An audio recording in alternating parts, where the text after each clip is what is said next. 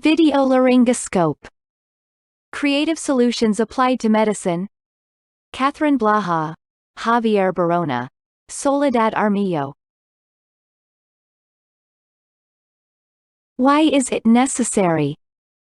Performing or being exposed to a tracheal intubation procedure had significantly increased risk of contracting the SARS coronavirus, that resulted in severe illness and death to healthcare workers. Many cohort studies showed that being exposed to a tracheal intubation procedure had a higher risk of disease transmission compared with unexposed HCW's OR of 6.6. The authors reported tracheal intubation as an independent risk factor for acquisition of coronavirus.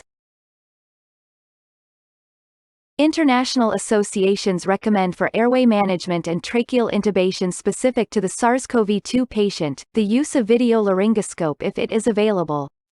The problem for clinicians is the inadequate access to this device, especially for this pandemic. Traditional laryngoscopy implies a minimal distance between HCWs and patient versus video laryngoscopy.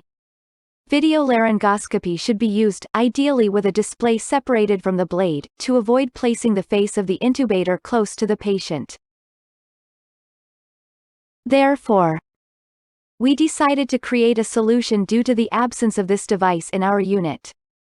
We describe the step-by-step process to build a hospital-made video laryngoscope, offering to others the opportunity to develop their own resources in a pandemic context where many clinicians have been compelled to think out of the box, looking for simpler solutions. Things you need: a commercial USB endoscope, epoxy adhesive, better if you have access to food grade or medical grade, a standard laryngoscope blades, a mounting cart, tablet or cell phone. Camera. There are many commercial USB endoscope available in the market. We have used a 7 mm diameter camera. There are other diameters available like 5.5 mm and 8 mm. Usually they come with a mini USB port to be used on Android USB OTG. Adhesive.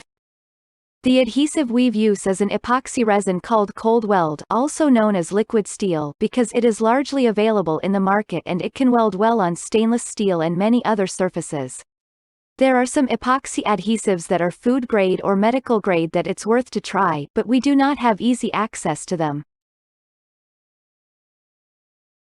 Fixing the camera.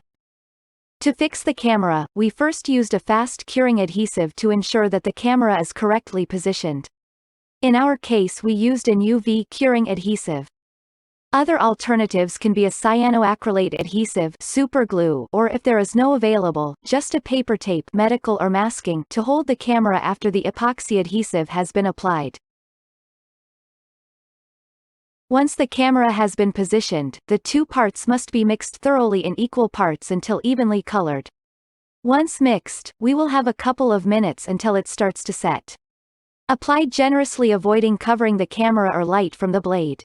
Apply only on the camera structure. Adhesive will not work over the cable if it is rubber.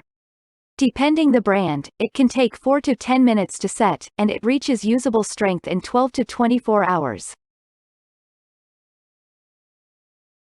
Once fixed, it can be treated as a solid material. We recommend a P600 or over water sandpaper to wet sand imperfections on the surface. Every material described can be found in any local hardware store. Camera app. To use the camera, there are many apps available, but we tried two, Camerify 2 and OTG View, being the last the one with better results. Cleaning. One important aspect to consider is cleaning process. The disinfection of this video laryngoscope can be done with multi-enzyme detergent solution, applying to the entire sheet, camera and cable, except the USB connector and light dimmer.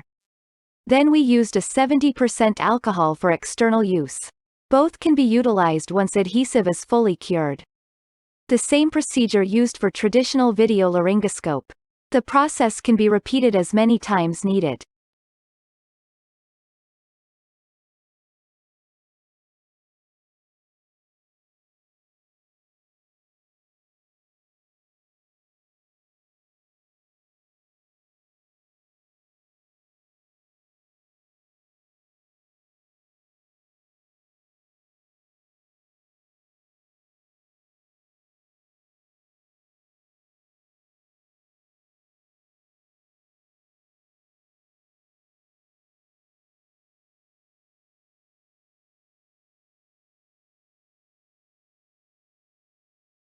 Limitations.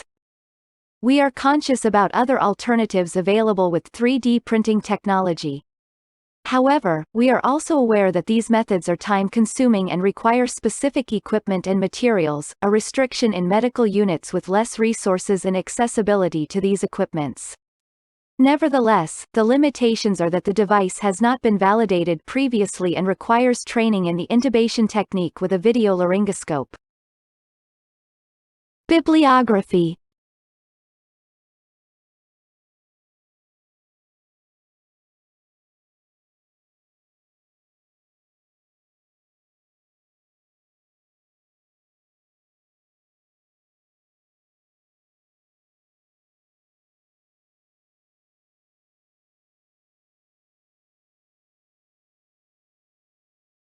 Video laryngoscope.